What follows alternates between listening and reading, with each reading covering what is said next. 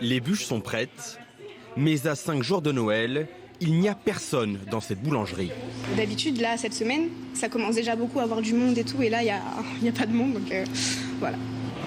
Ce boucher, lui, a un client qui vient acheter un chapon pour le repas du réveillon. Mais à cause de la grève, ce commerçant n'a pas vendu beaucoup de produits.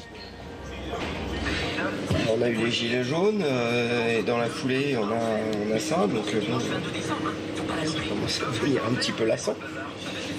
Un peu lassant. Vous là, vous estimez à combien votre perte de chiffre d'affaires? 20%, 30%, ça dépend. Conséquence, il ne versera pas de prime à ses employés en fin d'année.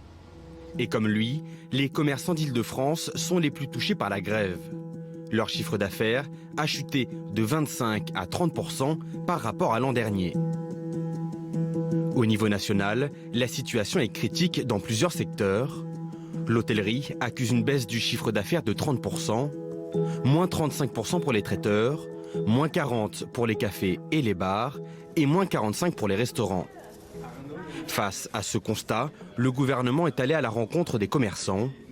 L'exécutif a décidé de reporter le prélèvement des cotisations sociales, une mesure déjà mise en place l'an dernier pendant les Gilets jaunes.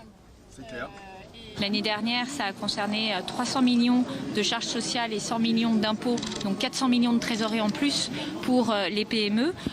Et puis, des mesures de chômage partiel qui conviennent bien à un moment où vous avez une baisse de fréquentation, donc un peu moins besoin de vos salariés, mais vous voulez les garder avec vous parce que vous les avez formés, vous formez une bonne équipe.